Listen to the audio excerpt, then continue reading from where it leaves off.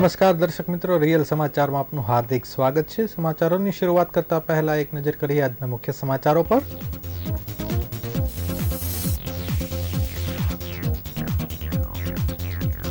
સુરતમાં શ્રી રામલલ્લાની પ્રાણ પ્રતિષ્ઠાની સાંજ સુધી ઉજવણી કરાઈ।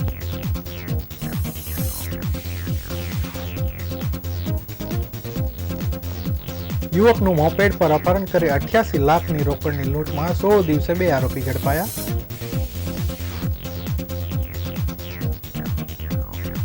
ઘર આંગણે રમતી બાળકીને ચોકલેટની લાલચ આપીને દુકાન પર લઈ જઈ અડપલા કરનાર પકડાયો। નેતાજી સુભાષચંદ્ર બોઝની 127મી જન્મ જયંતિએ સૂત્રાંજલિ અર્પણ કરાઈ।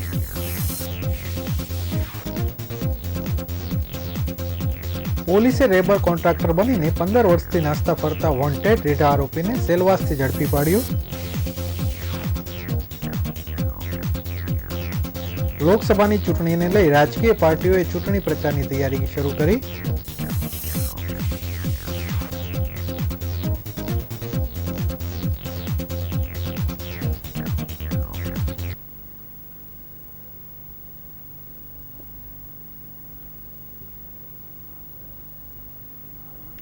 સમાચારો વિગતવાર જોઈએ। ભગવાન શ્રી રામની પ્રાણ પ્રતિષ્ઠાની સમગ્ર દેશમાં દિવાળી જેવું વાતાવરણ સર્જાયું છે, ત્યારે શ્રી રામ યુવક મંડળ અડાજણ દ્વારા મહાઆરતી, ભજન સંધ્યા અને મહાપ્રસાદીનું આયોજન બનારસી પાન ગંગેશ્વર મંદિર રોડ ખાતે કરાયું હતું।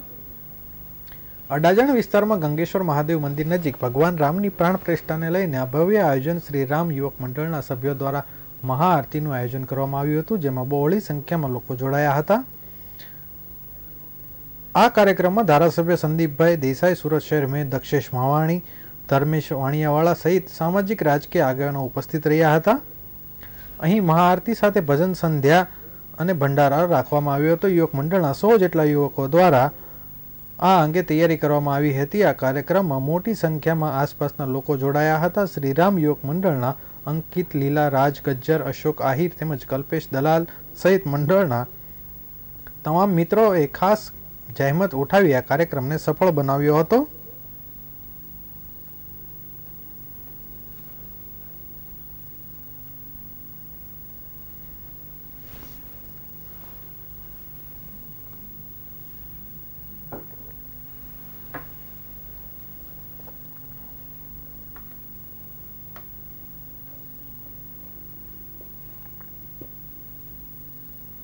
શ્રી રામ ભગવાનનું અયોધ્યામાં જે મૂર્તિ પ્રતિષ્ઠાનું જે છે એના માહોલ ઉપરથી આખા ઇન્ડિયામાં એટલો જબરદસ્ત માહોલ છે કે જે દિવાળી કરતાં એકદમ કહેવાય કે અદ્ભુત આયોજન કરેલું છે બધાએ।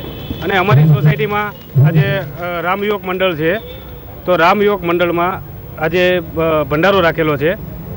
અને બીજું પ્લસ કે અમારા આખા ગ્રુપને બધું ગણપતિનું હોય ત્યારે છે, બીજું કોઈ અનાથ આશ્રમનું હોય કે કંઈ બી સેવાકીય કાર્યક્રમ હોય તો અમારા રામ મંડળવાળા છે તો બધા જ બહુ સરખી રીતે આયોજન કરે છે અને બધાનો સાથ સહકાર બહુ સારો છે।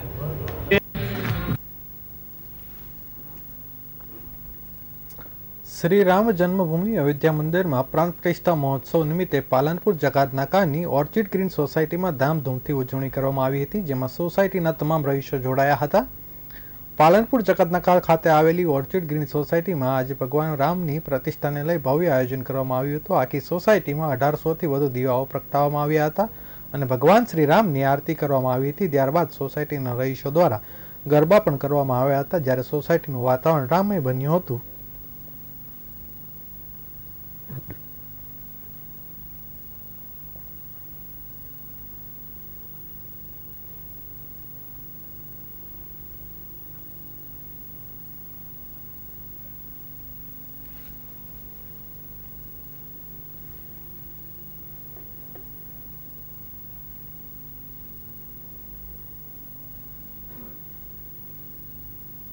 चेतन भीमाणी ऑर्चिड ग्रीन सोसायटी રહેવાસી आज भगवान रामना प्राण प्रतिष्ठा महोत्सव निमित्ते हमारी सोसायटी दरेक सभ्यों बहू धामधूमथी एक अलग कार्यक्रमનું આયોજન કરેલું હતું, જેમાં કળશ યાત્રા સાંજે 7 વાગ્યાથી આખી સોસાયટીના દરેક પ્રાંગણમાં થઈ અને ભગવાન રામની મૂર્તિની અમે પણ અહીંયા પ્રતિષ્ઠા કરેલી છે। સાથે સાથે એના પછી ભગવાન રામની એક આપણે મહાઆરતીનું આયોજન કરેલું હતું। સાથે સાથે ભગવાનને ભોજન સમારંભ કરી થાળ ધરાવી અને આખી સોસાયટીનો જમણવાર પ્લસ ગરબા અને સાથે સાથે છેલ્લે ભગવાન રામના ભજનની મંડળીનું આયોજન કરેલું છે, જેમાં દરેક સોસાયટીના આપણા સભ્યોએ લગભગ 500થી વધારે સભ્યોએ ધામધૂમથી ભાગ લઈ અને ભગવાન રામનો આજે પ્રાણ પ્રતિષ્ઠા મહોત્સવ જે છે એને બહુ સારી રીતે ઉજવ્યો હતો. સુરતમાં એક યુવકને પિસ્તાલ જેવો હથિયાર બતાવી ધોળા દિવસે તેનું અપહરણ કરી 88 લાખ રૂપિયા રોકડની લૂંટ કરી ભાગી ગયેલા બે ઇસમોને સુરત ક્રાઇમ બ્રાન્ચ દ્વારા જૂનાગઢ તેમજ સુરતમાંથી ઝડપી પાડવામાં આવ્યા છે. સુરતમાં થોડા દિવસો પહેલા ભવાની વડ વિસ્તારમાં આવેલ ભવાની મંદિર પાસેથી 88 લાખ રૂપિયા રોકડા આંગળીયા પેટીમાંથી લઈને જઈ રહેલા યુવકનું અપહરણ કરીને લૂંટ ચલાવાઈ હોવાની ચકચારી ઘટના બની હતી. ધોળા દિવસે બનેલી આ ઘટનાને લઈ લાલગેટ પોલીસ સહિત ક્રાઇમ બ્રાન્ચની પોલીસ આરોપીને પકડવા કામે લાગી હતી. દરમિયાન 100 દિવસ બાદ સુરત ક્રાઇમ બ્રાન્ચ પોલીસને આખરે આ ગુનાનો ભેદ ઉકેલવામાં સફળતા મળી છે, જેમાં ફરિયાદી જ આરોપી નીકળ્યો છે. સાઢુભાઈના દીકરા સાથે પોતાનું અપહરણ કરી લૂંટ ચલાવવાનો પ્લાન તૈયાર કર્યો હતો, ત્યારે સુરત ક્રાઇમ બ્રાન્ચ પોલીસે આ ગુનામાં 2 આરોપીની ધરપકડ કરી અને મુદ્દામાલ રિકવર કરવાની તજવીજ હાથ ધરી છે.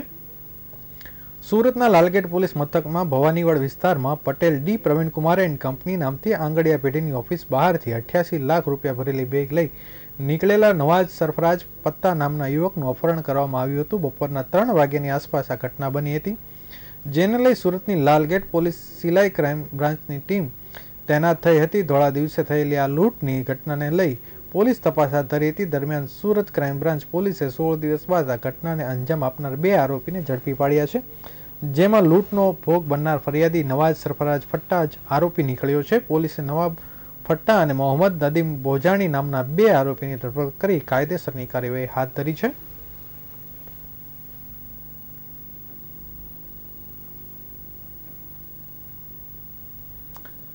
સુરતના લિંબાયત વિસ્તારમાં 5 વર્ષીય બાળકીનું અપહરણ કરી તરુણીને સતર્કતાથી ઉગારી લેવામાં આવી છે. બાળકી ઘર આંગણે રમી રહી હતી ત્યારે અવસ્કરે મોઢું દબાવી અપહરણ કરી ભાગી રહ્યો હતો. ચોકલેટ અને આઈસ્ક્રીમની લાલચ આપી હતી. દુકાન પર બાળકી સાથે અડપલા કર્યા હતા. તરુણીએ આ વ્યક્તિ કોણ છે કહેતા આરોપી ભાગ્યો હતો. લિંબાયત પોલીસ ફરિયાદના આધારે અંકિત કુમારની ધરપકડ કરી હતી. લિંબાયત વિસ્તારમાં રહેતા પરિવારે ગતરોજ અંકિત કુમારની સામે તેની બાળકીનું અપહરણ અને છેડતીની ફરિયાદ નોંધાવી છે, જેમાં બાળકી ઘર પાસે આંગણામાં રમતી હતી ત્યારે અજાણ્યા ઈસમે તેની બાળકીનું અપહરણ કરી તેને ઘર નજીક આવેલ આઈસ્ક્રીમની દુકાન પાસે લઈ જઈ તેની સાથે શારીરિક અડપલા કર્યા હતા, જેથી આખરે સમગ્ર ઘટના સીસીટીવી કેમેરામાં કેદ થઈ જતા ભોગ બનનાર માસૂમ બાળકીના પરિવારે લિંબાયત પોલીસ મથકમાં ફરિયાદ નોંધાવતા પોલીસે અંકિત કુમારની સામે ગુનો દાખલ કરી કાયદેસરની કાર્યવાહી હાથ ધરી છે.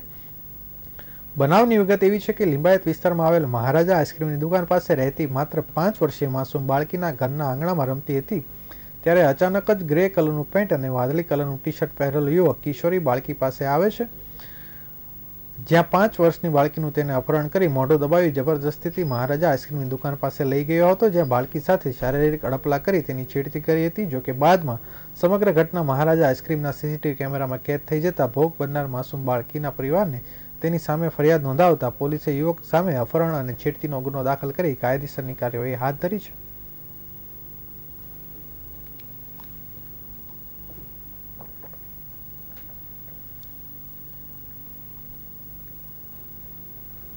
આજે નેતાજી સુભાષચંદ્ર બોઝની 127મી જન્મ જયંતિ છે. દેશ તેને પરાક્રમ દિવસ તરીકે ઉજવી રહ્યો છે, ત્યારે સુરતમાં પણ ગોપીપુરા ખાતે ઉજવણી કરવામાં આવી હતી.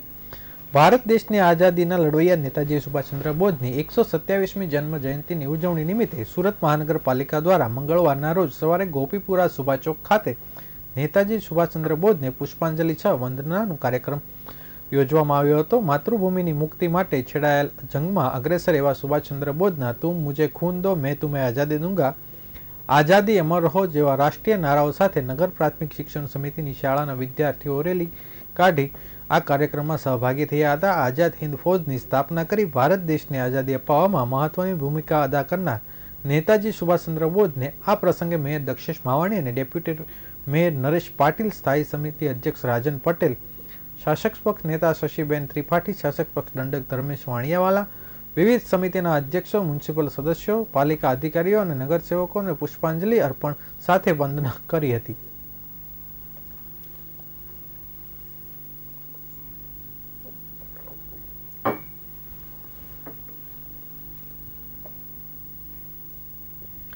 સુરતમાં દેશી ચમચો, દાતરડા, લોખંડના સળિયા જેવા મારક હથિયારો સાથે ધાડનો ગંભીર ગુનો આચરી છેલ્લા 15 વર્ષથી વોન્ટેડ રીઢા આરોપીને રાંદેર પોલીસે સેલવાસ ખાતેથી ઝડપી પાડ્યો હતો.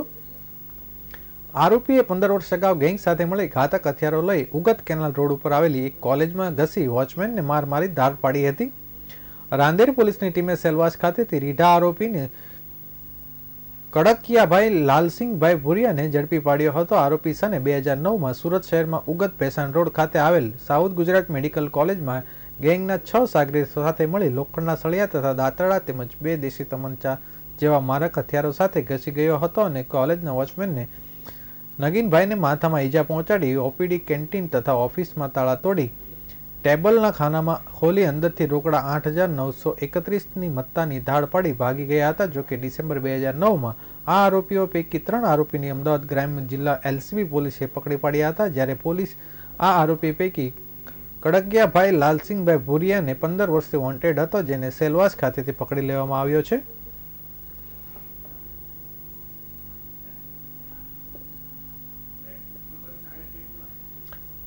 લોકસભાની ચૂંટણી નજીક આવી રહી છે અને તેને લઈ અલગ અલગ પાર્ટીઓ દ્વારા ચૂંટણી પ્રચારની તૈયારીઓ કરવામાં આવી રહી છે. ત્યારે 24 સુરત લોકસભા બેઠકના પ્રચાર માધ્યમથી મધ્યસ્થ ચૂંટણી કાર્યાલયનો શુભારંભ કરવામાં આવ્યો હતો. 24 સુરત સંસદીય મત વિસ્તારના મધ્યસ્થ ચૂંટણી કાર્યાલયનો શુભારંભ ભારતીય જનતા પાર્ટીના રાષ્ટ્રીય અધ્યક્ષ જેપી નડ્ડા, ગુજરાત રાજ્યના મુખ્યમંત્રી ભૂપેન્દ્રભાઈ પટેલ તેમજ ભાજપ પ્રદેશ અધ્યક્ષ સી આર પાટીલની વિચ્યુઅલ ઉપસ્થિતિ અને સંતોના વરદ હસ્તે કરવામાં આવ્યો હતો. આ કાર્યક્રમમાં કેન્દ્રીય મંત્રી દર્શના જરદોશ, શહેર ભાજપ પ્રમુખ નિરંજના જાંજમેર, સુરતના મેયર દક્ષેશ માવાણી, સ્થાનિક ધારાસભ્યો અને ભારતીય જનતાના કાર્યકર્તાઓ ઉમટી પડ્યા હતા. મધ્યસ્થ ચૂંટણી કાર્યાલયનો શુભારંભ કરવામાં આવ્યો હતો.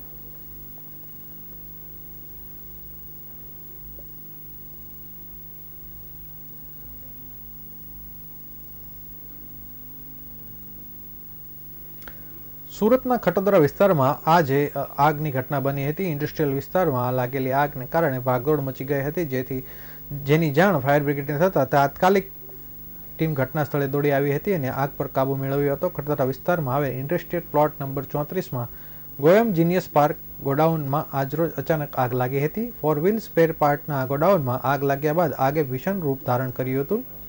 આગના કારણે લોકોમાં ભાગદોડ મચી ગઈ હતી. જ્યારે ફાયરને આગની જાણ થતાં ઘટના સ્થળે ફાયરની ગાડીઓ પહોંચી હતી. પાણીનો મારો ચલાવી આગ પર કાબુ મેળવ્યો હતો. જોકે ત્યાં સુધીમાં આગે સંપૂર્ણ માલ બળીને ખાખ થઈ ગયો હતો. આ ઘટનામાં કોઈ જાનહાનિના સમાચાર પ્રાપ્ત થયા નથી.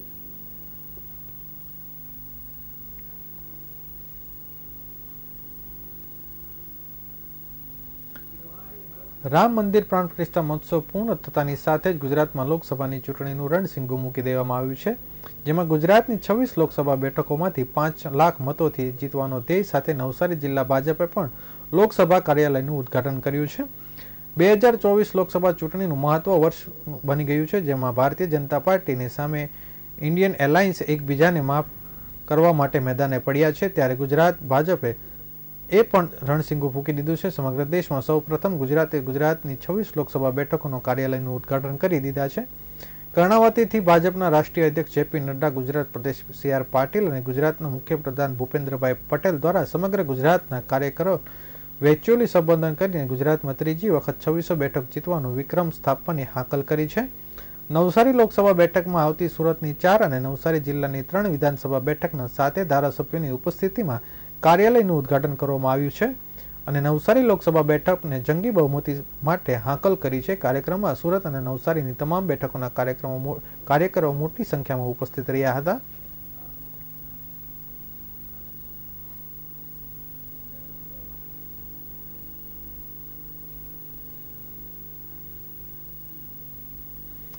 પાલ ગામમાં આવેલી તલાટીની ઓફિસમાંથી રવિવારની રજાના દિવસે સરકારી કાગળો કાઢતા બિનઅધિકૃત વ્યક્તિને ગ્રામજનોએ પકડી પાડ્યો હતો. તલાટીની ગેરહાજરીમાં કચેરી ખોલી સરકારી કાગળો સાથે ચેડા કરી રહ્યો હોવાનું ગ્રામજનોને આક્ષેપ કર્યો હતો. સરકારી કચેરીમાંથી રંગે હાથે ઝડપાયો હતો. ગ્રામજનોએ અડાજણ પોલીસને જાણ કરી હતી. દરમિયાન પાલ પોલીસ ચોકીના કર્મચારીઓએ ગ્રામજનોને અરજી લઈ કાયદેસરની કાર્યવાહી હાથ ધરી છે. રવિવારે રજાના દિવસે પાલ ગામમાં આવેલી તલાટી ઓફિસ ખુલ્લી હોવાના ધ્યાને આવતા ગ્રામજનોએ કચેરીની જઈને તપાસ કરતા એક ત્રાહિત વ્યક્તિ સરકારી કાગળો કાઢી રહ્યો હતો. ગ્રામજનોએ કાગળ કાઢવાના અંગે પૂછતાછ કરતા ત્રાહિત વ્યક્તિ ગેંગે ફેફે થઈ ગયો હતો. બીજી તરફ તલાટીની ગેરહાજરીમાં સરકારી કાગળો કબાટમાંથી બહાર કાઢી છેડા કરતો હોવાનું ગ્રામજનોના ધ્યાને આવતા ત્રાહિત વ્યક્તિને પાલ ગામની એ વિવાદિત જમીનનો તુમાર બહાર કાઢ્યો હતો. જે જમીનનો તુમાર બહાર કાઢ્યો હતો તેનો હાલ સિટી પ્રાંત કચેરીમાં કેસ ચાલી રહ્યો હોવાનું જાણવા મળ્યું છે. વિવાદિત જમીનના કાગળો બહાર કાઢી તેને નષ્ટ કરવાની ચેષ્ટા કરી રહ્યો હોવાનું ગ્રામજનોનો આક્ષેપ કર્યો હતો. હાલ તો ગ્રામજનોએ રજાના દિવસે સરકારી કચેરીમાં સરકારી કાગળો બહાર કાઢનાર ત્રાહિત વ્યક્તિ સામે અડાજણ પોલીસમાં ફરિયાદ નોંધાવી છે. આ સાથે અડાજણ મામલતદાર અને જિલ્લા કલેક્ટરને પણ ફરિયાદ કરી હતી. કલેક્ટરને ફરિયાદ મળતા તેને તાત્કાલિક તપાસ કરી રિપોર્ટ કરવા આદેશ આપ્યો છે. પાલ ગામના લોકોએ 84 ધારાસભ્ય સંદીપ દેસાઈને રજૂઆત કરતા તેમણે પણ તાત્કાલિક ઓલપાડ પ્રાંત અધિકારીને કાયદેસરની કાર્યવાહી માટે આદેશ આપ્યો છે. સૂચનાને પગલે અધિકારીઓ દોડતા થઈ ગયા હતા અને રવિવારની ઘટના સંદર્ભે ગ્રામવાસીઓએ વિડીયો રેકોર્ડિંગ સહિતના પુરાવા પોલીસને સોંપ્યા છે.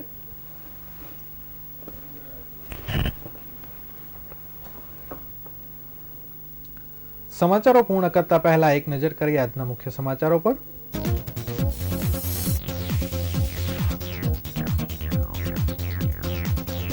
સુરતમાં રામલલ્લાની પ્રાણ પ્રતિષ્ઠાની સાંજ સુધી ઉજવણી થઈ.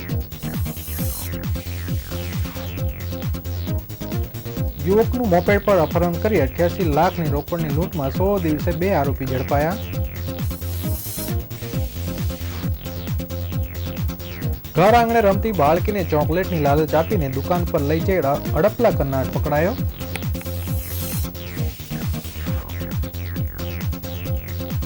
નેતાજી સુભાષચંદ્ર બોઝની 127મી જન્મ જયંતિએ સૂત્રાંજલિ અર્પણ કરાઈ.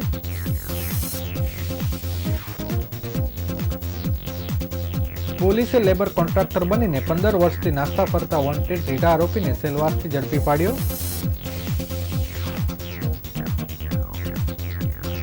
લોકસભાની ચૂંટણીને લઈને રાજકીય પાર્ટીઓની ચૂંટણી પ્રચારની તૈયારીઓ શરૂ કરી.